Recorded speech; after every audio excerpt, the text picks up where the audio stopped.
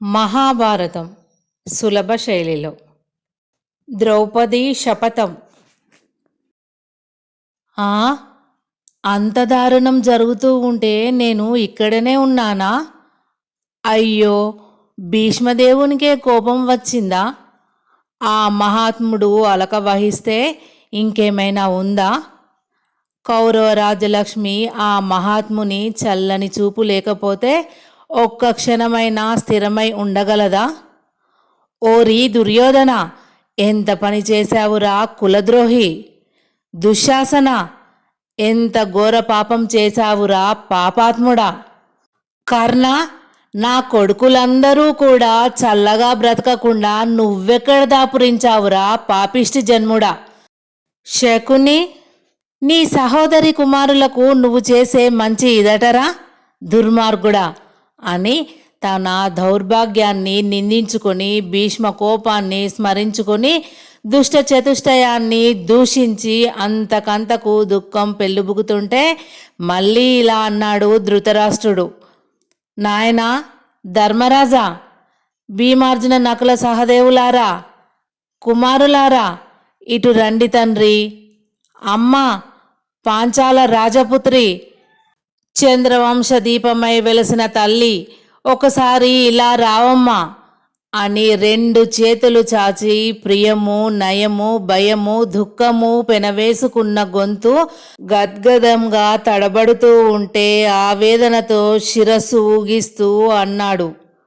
వెంటనే ధర్మరాజు తమ్ముళ్లతో కూడా కదలి వచ్చి ధృతరాష్ట్రుని పాదాలకు నమస్కరించాడు. కౌరవ సభ నిశ్శబ్దంగా ఉంది. ధర్మం అవమానించబడింది. ద్రౌపది విప్పిన కేశాలతో కన్నీటి తడితో ఉంది.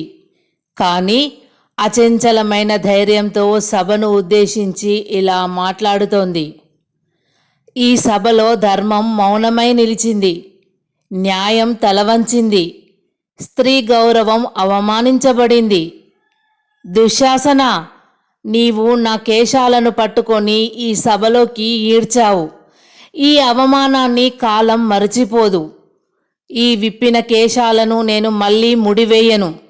నీ దుష్కార్యానికి తగిన ప్రతిఫలం లభించే వరకు, నీ రక్తంతో ఈ అవమానం కడిగివేయబడే వరకు ఈ నా కేశాలు ఇలాగే ఉంటాయి. దుర్యోధన, నీ అహంకారానికి, నీ అధర్మానికి, నీ అన్యాయానికి ఫలితం తప్పదు. ధర్మాన్ని అవమానించిన ఈ సభకు కాలమే తీర్పు చెబుతుంది. శ్రీకృష్ణుడే నా సాక్షి. ధర్మమే నా బలం, న్యాయమే నా ఆశ్రయం. ఈరోజు నా కన్నీళ్లు భూమిపై పడుతున్నాయి. రేపు ఇదే భూమి అధర్మాన్ని మింగుతుంది అంటూ ద్రౌపది దుశ్శాసనుణ్ణి చూసి, ఓరి పాపాత్ముడా, నా భర్త భీమసేన ప్రభుదేవుడు నీ రొమ్ము చీల్చినప్పుడు ఎగసే ఆ నెత్తుడితో కేశ సంస్కారం చేసేంత వరకు నువ్వు ముట్టుకున్న ఈ శిరోజాలను ముడువను అని ఇది నా ప్రతిజ్ఞ. ధర్మం గెలిచే వరకు, అధర్మం నశించే వరకు నా హృదయంలో ఈ జ్వాల ఆరదు అని ద్రౌపది శపథం చేసి ధృతరాష్ట్రుని దగ్గరకు నడిచింది. మామకు నమస్కరించి నిలుచుంది. ధృతరాష్ట్రుడు పాండవులను రెండు చేతులతో పొదివి పట్టుకొని అందరి శిరస్సులను ముద్దు పెట్టుకున్నాడు. నాయనలారా, దుర్యోధనుడు ఎన్ని తప్పులు చేసినా మీ పెదతండ్రి కుమారుడే అని భావించి మరచిపోండి అని బుజ్జగించాడు పాండవులను. దుర్యోధన, ఇటురా అని ఆజ్ఞాపూరిత స్వరంతో పిలిచాడు ధృతరాష్ట్రుడు. దుర్యోధనుడు దగ్గరికి వచ్చినట్లు విదురుడు చెప్పగానే, దుర్వినీతుడివై చెడు సావాసం చేసి ఇప్పటికే ఎన్నో పాపాలు చేశావు. ఈనాడు నువ్వు చేసిన ఘోరమైన పాపానికి మాత్రం నిష్కృతి లేదు. ధర్మమూర్తి అయిన నీ అన్న పాదాల మీద పడి క్షమాపణ వేడుకో. కపట జూదంలో నువ్వు గెలుచుకున్న పాండవుల సంపదలన్నీ వారికి సమర్పించు అన్నాడు ధృతరాష్ట్రుడు. అన్నీ నువ్వే చెప్పావుగా, మళ్ళీ నేను ప్రత్యేకించి చెప్పడం ఎందుకు? నీ ఇష్టం వచ్చినట్లు చేసుకో అని యుధిష్ఠిరుని వైపు తిరిగి, ధర్మరాజా, ధృతరాష్ట్ర సార్వభౌముడు ఏ నిర్ణయం చేస్తే ఆ నిర్ణయానికి అంగీకరిస్తున్నాను అని దుష్ట చతుష్టయంతో అక్కడి నుండి కదిలిపోయాడు దుర్యోధనుడు. ఆహా, ఇంతకాలానికి కుమారుణ్ణి ఉంచుకోగలిగావు అన్నయ్య. ఇంతకాలం నుంచి ఈ మగటిమి ఎక్కడ దాచావయ్యా అని విదురుడు పరమానందంతో పొంగిపోతూ అన్నాడు. సభికులందరూ కరతాళ ధ్వనులు చేస్తూ సంతోషం ప్రకటించారు. తల్లి ద్రుపదరాజు నందిని, నీ మరుదులు అజ్ఞానంతో చేసిన తప్పులన్నింటినీ మన్నించు. నీ భర్త జూదంలో పోగొట్టుకున్న రాజవైభవాలనన్నింటినీ నేను నీకు ప్రీతిపూర్వకంగా కానుకగా ఇస్తున్నాను. నువ్వు నీ భర్తలు దాస్య విముక్తులైనారని ప్రకటిస్తున్నాను అన్నాడు ధృతరాష్ట్రుడు. చిరంజీవులారా, ఇక మీ రాజవేషాలను ధరించి ధర్మపత్నితో కలిసి మీ రాజధానికి వెళ్ళి సుఖంగా ఉండండి నాయనా అని పాండవులను ఆశీర్వదించాడు ధృతరాష్ట్రుడు. పాండవులు ధృతరాష్ట్రునికి పాదాభివందనం చేసి విదురునికి నమస్కరించి తమ ధర్మపత్ని అయిన ద్రౌపదీదేవి తమను అనుసరించి నడుస్తూ ఉండగా అక్కడి నుండి కదిలారు పాండవులు. పాండవులు ఇంద్రప్రస్థంలో సుఖంగా కొన్ని దినాలు గడిపారు. దుష్టవిధి ఆ శిష్టమూర్తులను మళ్ళీ బలంగా పట్టుకొని పీడించనారంభించింది.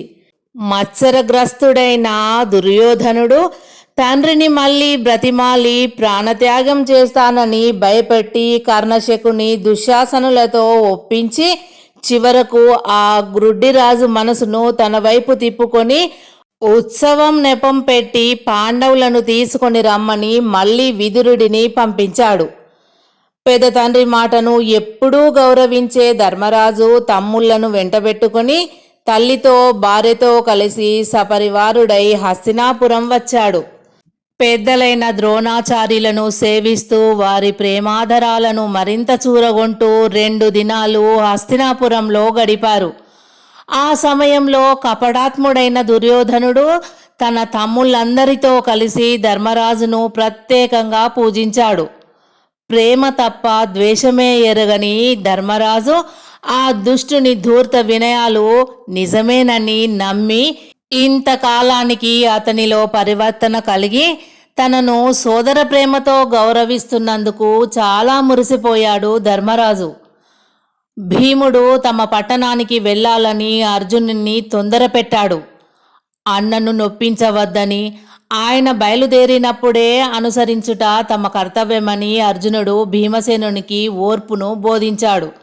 కానీ క్రూర విధి ప్రేరేపిస్తుండగా గతంలో జరిగిన ఘోర దురంతం కళ్ళ ముందు ఇంకా మసులుతున్నప్పటికీ ధర్మరాజు ఆ మరునాడు శకుని ప్రేరితుడై మళ్లీ జూదంలో దిగాడు. ఈసారి దుర్యోధనుడు కర్ణ దుశ్శాసనులతో ఆలోచించి ఒక విచిత్రమైన పందెం ఏర్పరిచాడు. జూదంలో ఓడిపోయిన వాళ్ళు అన్ని సంపదలు విడిచిపెట్టి 12 సంవత్సరాలు పట్టణాలలో కానీ పల్లెలలో కానీ తిరగకుండా అరణ్యవాసం చేయాలి. ఆ తరువాత 1 సంవత్సరం అజ్ఞాతవాసం చేయాలి.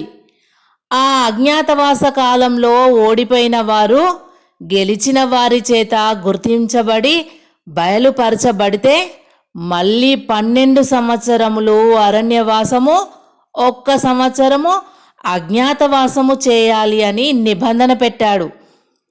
అలా అయితే పాండవుల పీడ సులభంగా వదిలిపోతుందని, వాళ్ళు తిండి తీర్థాలు లేక ఏ అడవిలోనో మాడి చావడం కానీ లేదా దుష్ట మృగాల బారిన పడడం కానీ జరిగి తీరుతుందని దుర్యోధనుని వ్యూహం.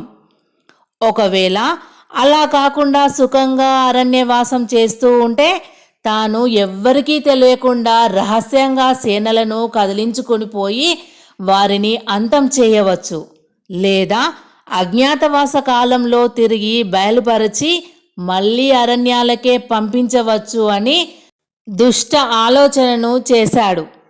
మామూలుగా ఏవైనా ఐశ్వర్యాలు కానీ రాజసంపదలు కానీ పందెం పెట్టి గెలుచుకుంటే తన తండ్రి పాండవుల మీద ప్రేమతో కానీ లోకోపవాద భీతి వల్ల కానీ ఆ గెలుచుకున్నదంతా తిరిగి పాండవులకు ఇస్తాడని పై విధంగా అయితే భీష్మ ద్రోణాదులు గాని తమ తండ్రి గాని ఏమీ చెయ్యలేరని దుర్యోధనుడు ఎత్తుగడ వేశాడు.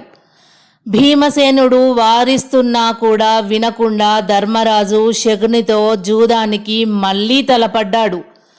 దుర్యోధనుడు చేసిన నిర్ణయం పందెంగా పెట్టాడు. పాచికలతో ధర్మరాజును ఓడించడం శకునికి వెన్నతో అలవడిన విద్య. ఈసారి కూడా ఆడిన జూదంలో ధర్మరాజు మళ్ళీ ఓడిపోయాడు.